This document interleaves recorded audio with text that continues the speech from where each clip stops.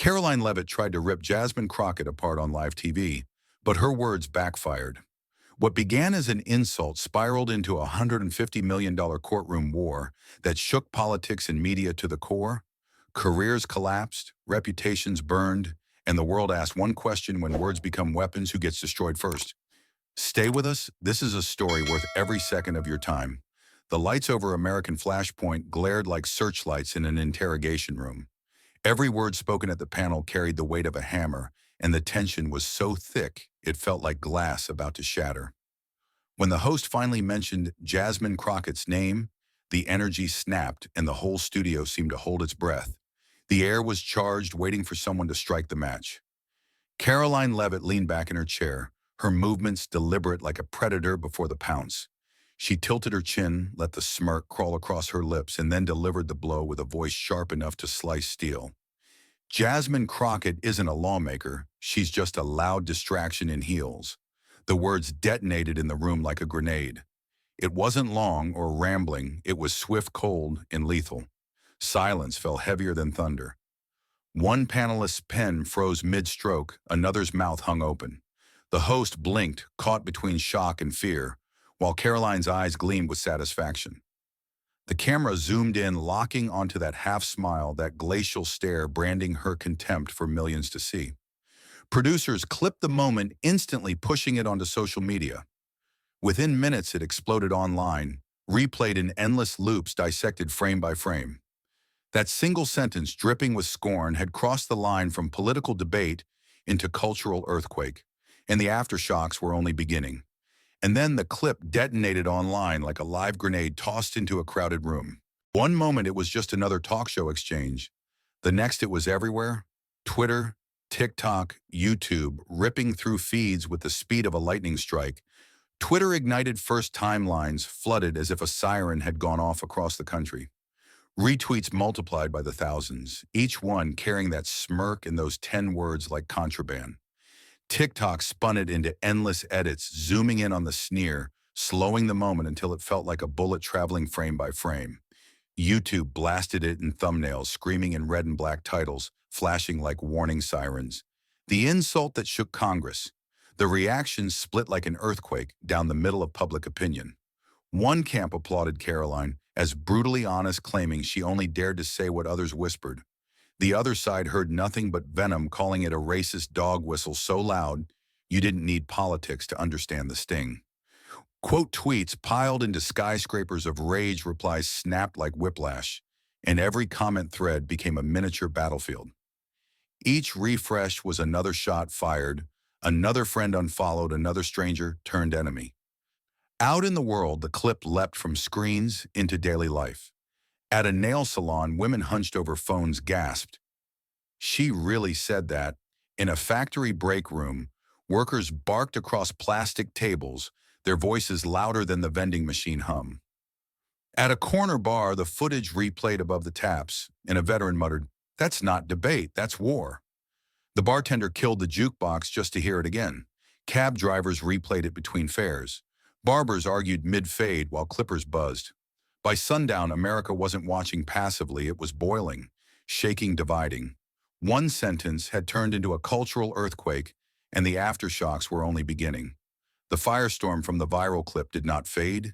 It swelled heavier and hotter like a storm cloud primed to split the sky. By the next morning, the courthouse steps in downtown Dallas looked less like a legal venue and more like a battlefield. Dozens of cameras stood ready, their red lights blinking, reporters gripping microphones as if holding rifles, all waiting for the next strike. When Jasmine Crockett emerged, the air shifted. She walked with deliberate calm, every step measured a navy blazer, framing her like armor. At her side, her attorney carried a thick stack of documents, the weight of paper that promised devastation. Jasmine didn't pause to adjust her hair or glance at the crowd. She locked eyes with the lenses and spoke with the precision of a gavel. "Today we are filing a lawsuit against Karoline Levitt for defamation. We are seeking damages of $150 million for the harm to my name, my dignity, and the community I represent." The words cracked across the plaza like rifle shots. A murmur rolled through the press pack. Then came the eruption, a flood of shouted questions, cameras clicking like gunfire, and one stunned voice whispering, 150 million. That's not a lawsuit, that's an earthquake. Within minutes, the headline thundered across every platform: 150 million lawsuit, Crockett versus Levitt. Anchors on cable news repeated the number like a mantra, their voices trembling with the scale. News tickers blazed red banners, websites plastered it in bold font, and phones across America buzzed with the alert. By lunchtime, the figure was more than money. It was a weapon, a statement that one televised insult had now spiraled into a battle measured in millions, dignity against destruction, reputation against ruin. But the aftershock came when Karoline finally stepped forward.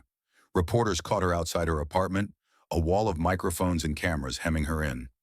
This was her chance to retreat, to soften, to apologize. Instead, she leaned into the chaos. Her eyes were cold, her chin lifted, and her lips twisted into that same faint smirk that had lit the match the day before. Into the frenzy, she dropped her reply. I said what everyone's thinking. It landed like gasoline poured onto fire.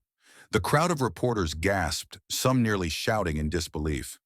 The clip replayed within seconds, spread like wildfire, feeding a blaze already out of control.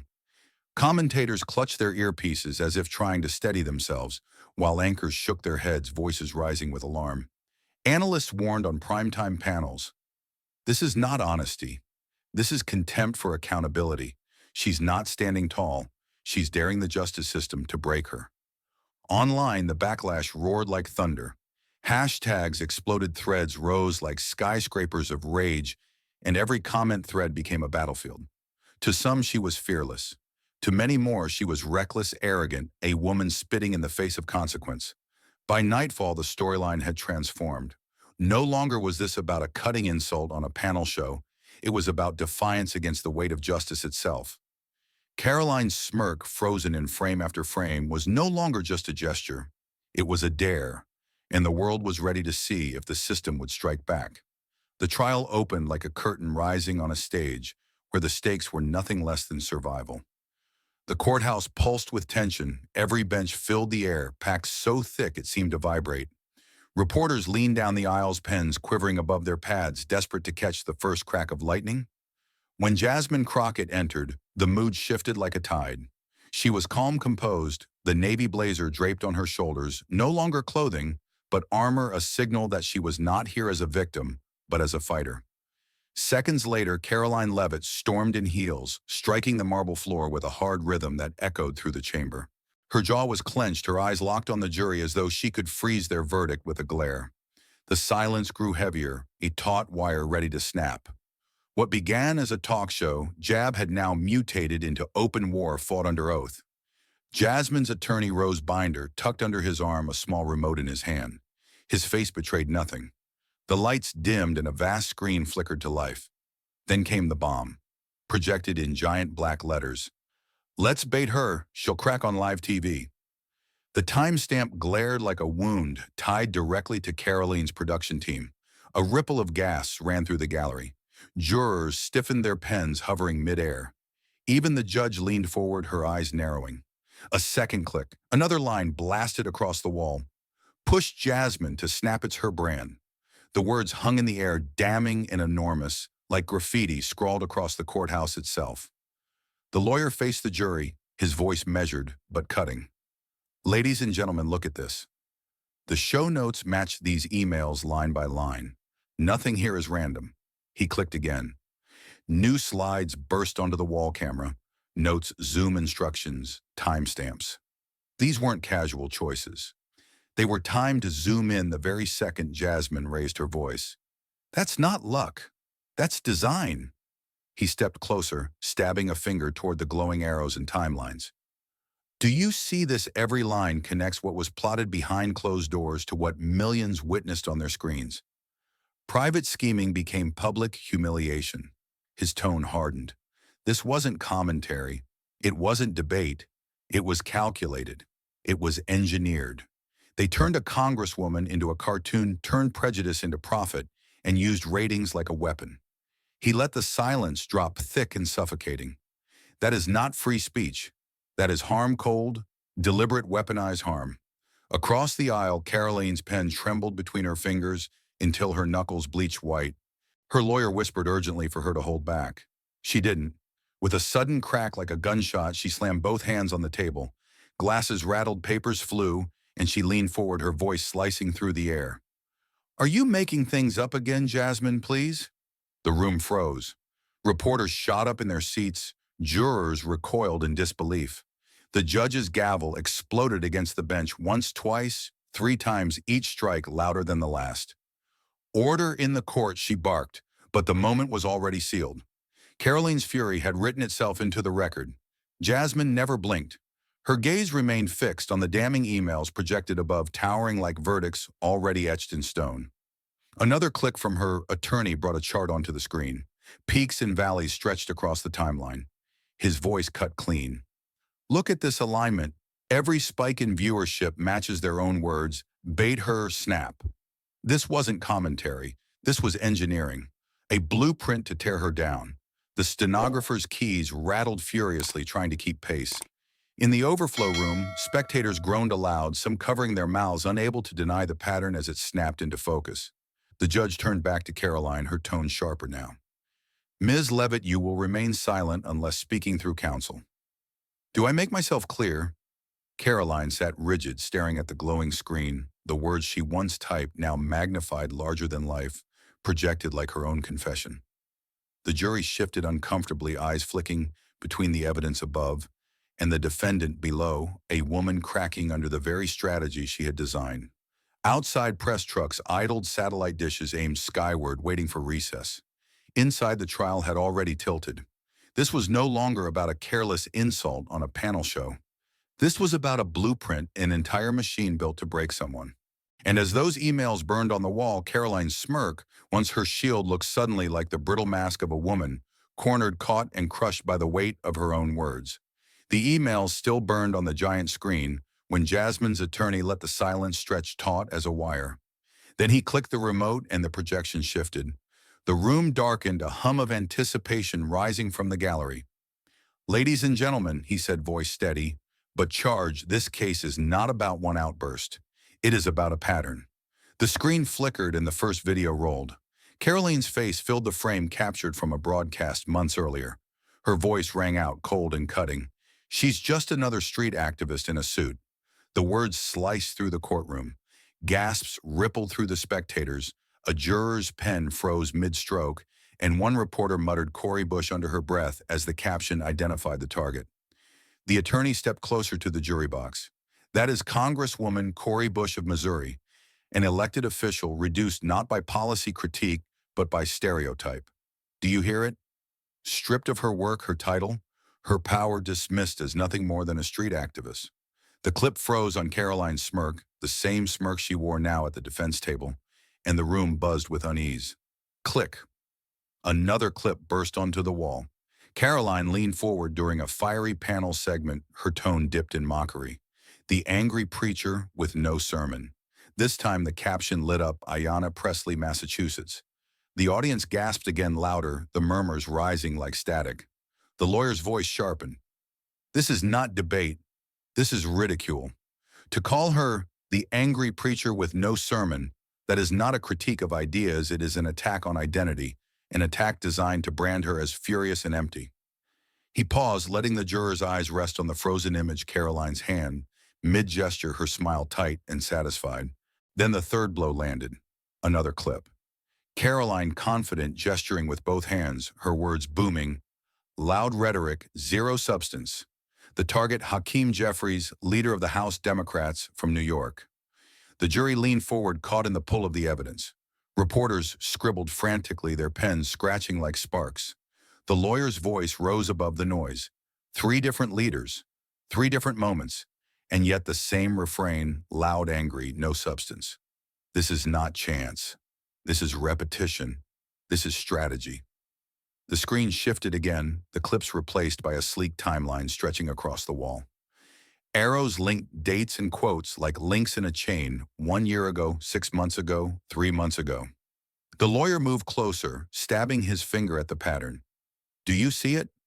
A progression, not one misstep, but a deliberate rhythm. A drumbeat of dismissal aimed again and again at black leaders.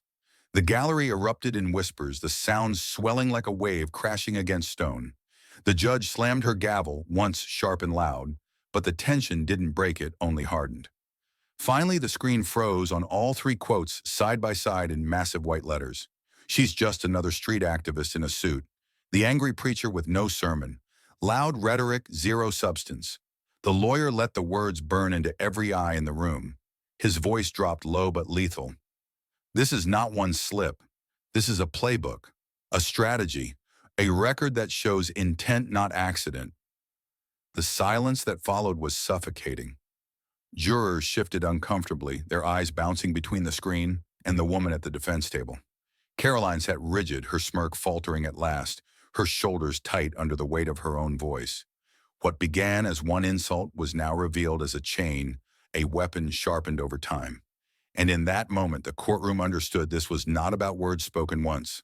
This was about a deliberate pattern of bias finally dragged into the light. The air in the courtroom was already electric from the timeline of clips, but Jasmine's attorney didn't let the energy fade. He pivoted toward the jury, his voice dropping into a measured, lethal calm. Words are one thing, he said, letting the pause stretch. But when you manipulate the picture itself, you're no longer reporting. You're staging. He turned to the witness stand where a man in a rumpled suit shifted uneasily, eyes darting once toward the defense table. Brenton Hoyle, former producer, American Flashpoint, appeared on the screen above him. The bailiff swore him in, and the gallery leaned forward, waiting for the next blow. Brenton's voice cracked at first, but then steadied. Karoline gave specific directions. When Congresswoman Crockett started speaking with passion, she wanted the cameras tight on her face. Zoom in, make her look like she'd lost control. It wasn't once, it was constant. She told us, quote, "That's when she looks the most like herself." The words seemed to hang in the air like smoke. Jurors exchanged wary glances, and a reporter in the gallery whispered, "God." The judge tapped her gavel once for silence, but it only deepened the weight pressing on the room. Jasmine's attorney didn't speak. He simply clicked a button. The speakers hissed, then crackled. A grainy recording filled the chamber, Karoline's voice cutting through like glass. "Her anger is our ratings." The words rang out, undeniable. The gallery erupted gasps, murmurs, a low groan from the back row. A juror's pen clattered to the floor. The attorney replayed the line again, slower this time, each word sharp as a nail. Her anger is our ratings. He turned to the jury, eyes piercing. This is not passion. This is not analysis. This is exploitation for profit. Before the room could recover, the next witness stepped forward, a former stylist from the network, her hands clasped tightly in her lap. Her voice trembled, but her words struck with brutal clarity. After shows, Karoline would mimic Jasmine's voice in the green room. She'd pitch it higher, exaggerate it, roll her eyes. She'd say things like, "See, she can't even talk without shouting." People laughed. It was mean-spirited. It was constant. The stylist's voice cracked. It wasn't professional. It was mockery. Gasps rippled again, sharper this time. Jasmine's attorney seized the moment. He clicked and the screen transformed into a montage, still shots, of zoomed-in frames, excerpts from emails, the transcript of Karoline's mocking imitation. The final slide froze, a single phrase projected across the wall in bold white letters. Her anger is our ratings. He stepped forward, his voice steady but sharp enough to cut. Ladies and gentlemen, this is not a slip of the tongue. This is a playbook. From the producer's testimony to her own leaked words to the cruelty behind the curtain, it all tells the same story. This was not accident. This was a system, a strategy. He gestured toward the screen, his hand trembling with intensity. They engineered caricature. They mocked leadership. They turned bias into entertainment. The courtroom was silent, suffocating, every eye locked on the damning phrase burning across the screen. Karoline sat at the defense table, shoulders tense, her smirk gone, her mask cracking. The jury saw it. The gallery felt it. And in that moment, no one could deny it. This wasn't just one insult, it was a machine built with precision, designed to destroy. 5 relentless days of testimony, cross-examinations, and damning evidence had brought the trial to this moment. The courthouse was suffocating with tension. Every bench overflowed, cameras pressed against the glass doors, and even the air seemed to vibrate as the jury filed back into the room. Reporters sat poised like sprinters at the starting line, pens quivering above blank pages. The foreperson clutched a folded verdict form, her knuckles white, as the judge leaned forward. "Have you reached a verdict?" she asked, her voice steady but heavy with gravity. The silence that followed felt like the air before an explosion. The foreperson stood, unfolded the sheet, and cleared her throat. "We, the jury, find in favor of the plaintiff, Jasmine Crockett." A ripple of gas ran through the chamber, but the real detonation came with the next words: Karoline award damages in the amount of $150 million. The number crashed through the room like thunder. Gasps turned into shouts, reporters nearly leapt from their benches, and a juror's hand flew to his mouth. The gavel pounded 3 sharp strikes, but the chamber was already roaring with disbelief. Jasmine rose slowly, her presence commanding the moment. The navy blazer on her shoulders transformed into the armor of victory. Cameras caught the glint in her eyes as she stepped forward, voice ringing clear across the courtroom. "This verdict is not just for me, but for every woman reduced to a stereotype." The words hit like a spear, slicing through the chaos and leaving a stillness in their wake. Reporters scrambled to capture every syllable, their notes already becoming tomorrow's front pages. Karoline across the aisle sat as though struck by lightning.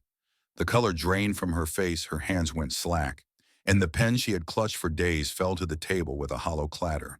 Her eyes fixed on the jury, wide, unblinking, as if sheer denial might erase the number she had just heard. But it was real.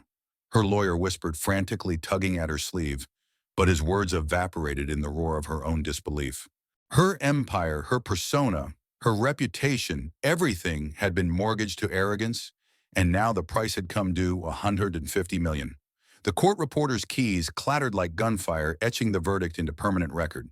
The courtroom artist's hand raced, sketching the stark contrast: Jasmine upright, resolute, Karoline slumped hollow. The judge thanked the jury, her words ceremonial, but drowned beneath the electricity still rippling through the room. Spectators whispered furiously, the gallery alive with the sense of history unfolding. Reporters lifted their phones, snapping photos of the exact moment when a public career cracked under the weight of its own cruelty.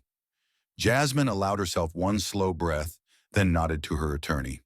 There was no gloating, no outward triumph, only the quiet steadiness of someone who had carried the weight of stereotypes for years and now stood vindicated.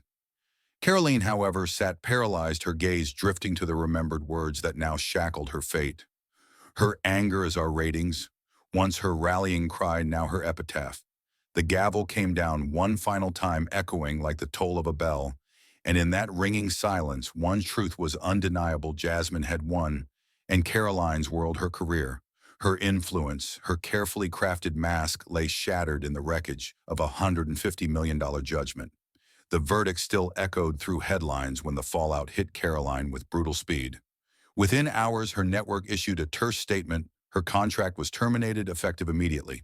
No farewell segment, no graceful exit, just a line in black and white that severed her from the platform she had once dominated. Phone calls from brand partners that used to bring lucrative endorsements turned into abrupt cancellations. Emails poured in from PR managers and sponsors, each colder than the last. "We are pausing all collaboration, effective immediately." The career she had spent years building was not eroding. Slowly, it was vanishing before her eyes, piece by piece, in real time. By nightfall, the press had its headline. Bold letters screamed across news sites: "Career annihilation in real time." Anchors on late-night panels replayed her downfall like a highlight reel, dissecting the collapse with the same intensity they once dissected her talking points. Clips of her courtroom silence were spliced alongside the network's termination notice, a visual autopsy of a public persona unraveling. Commentators didn't just analyze, they piled on. "This is what happens when arrogance meets accountability," one pundit declared. The audience laughed, but the weight of the words felt like nails sealing a coffin. Karoline, alone in her apartment, finally did what she had once sworn she would never do. She turned the camera on herself. The lighting was uneven, her eyes swollen, her voice cracked with exhaustion. No makeup, no set, no stylist, just a woman stripped of her stage. She stared into the lens and whispered almost to herself, "Maybe being right isn't enough." The silence after her words lingered heavy, as if she wasn't sure whether to press upload. But she did.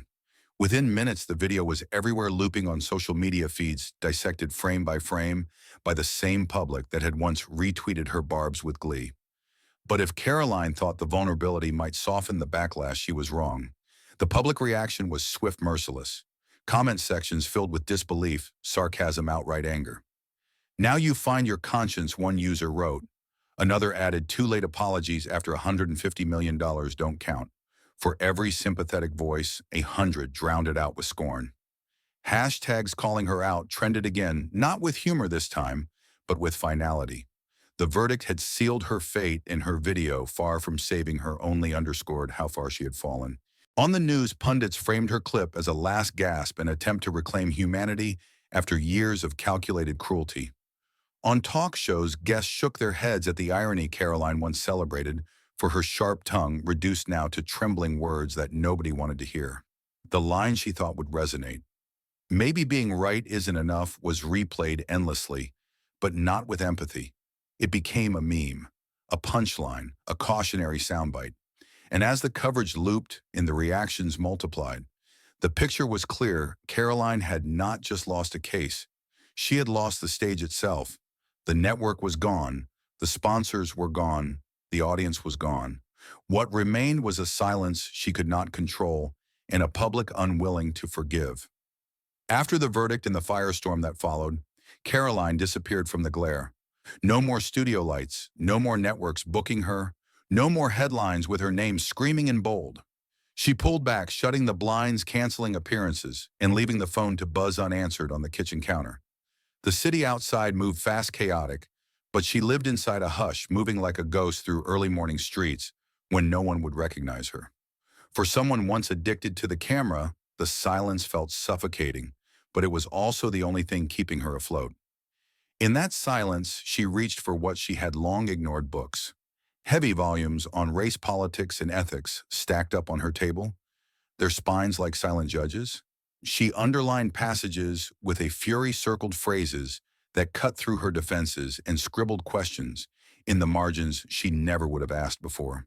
Pages on systemic bias, responsibility of speech, and the cost of stereotypes stared back at her, forcing her to reckon with truths she had once mocked.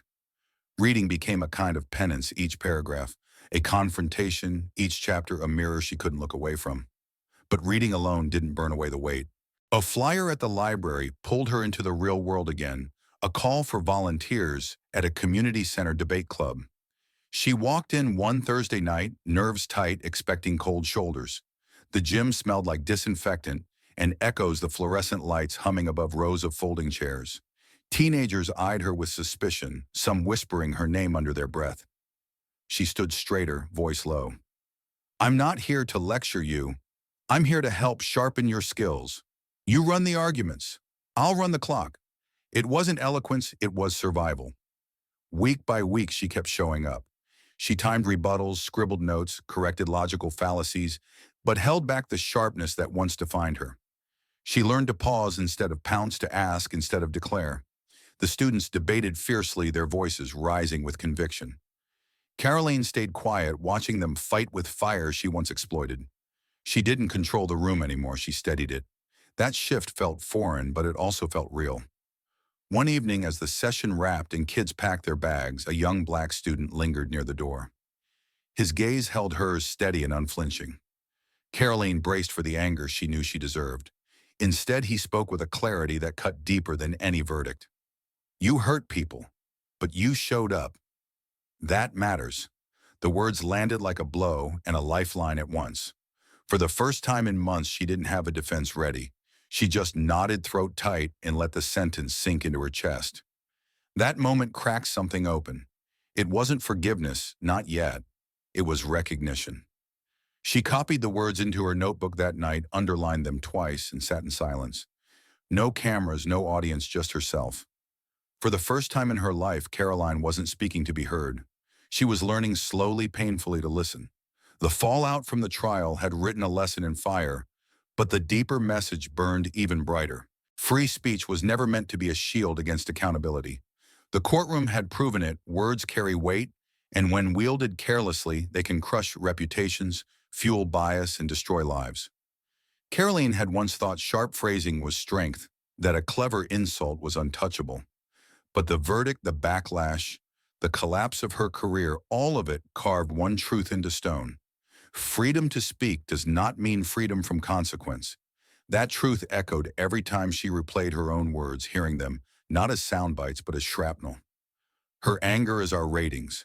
She's just another street activist in a suit. They had once felt like victories in the game of television, but now they read like her own indictment. One careless phrase had cost her everything she thought was permanent. It was proof that a single sentence launched with arrogance can unravel a career built over years. The courtroom didn't invent that reality. It simply exposed it. And for Karoline, the weight of those words would never be forgotten. Yet even in collapse, she discovered that endings aren't always final. She could not undo the harm, but she could choose not to repeat it. That was the thread she held on to, the idea that real change is not a performance, but a practice. Picking up books she once mocked, walking into rooms where trust had to be earned from scratch, sitting quietly in a space that demanded humility, all of it taught her that being right is not enough. What saves a person is the willingness to change, to lay down pride, and to build a different path even when nobody is clapping. And through it all, one lesson cut the deepest: strength isn't found in speaking the loudest. For years, Karoline believed volume and certainty made her powerful. But the more she listened, the more she saw how wrong she had been. Power wasn't in drowning others out, it was in knowing when silence mattered more than sound. True influence was in the pause, in the decision to hear, instead of strike, in recognizing that voices long ignored needed space more than her commentary. That realization hit harder than any jury's verdict. Now she sat quietly in the corner of a small debate classroom, no studio lights, no makeup chair, no flashing headlines. The students sparred with raw conviction, their arguments messy but alive. She didn't interrupt, didn't direct, didn't perform. She simply listened, a notepad resting in her lap, her pen still. The hum of fluorescent lights replaced the buzz of live television, and the only stage left was one built of responsibility and truth. It was not glamorous and it was not broadcast, but it was real. And for the first time in her life, Karoline understood silence, when chosen with care, could speak louder than any microphone. Thank you for watching until this moment and for standing with us on this journey for justice. Your support means everything. Like, subscribe, and turn on notifications so you never miss what's next. And we'd love to hear your thoughts. Leave a comment below and let us know what moved you most in this story. Together, our voices make a difference.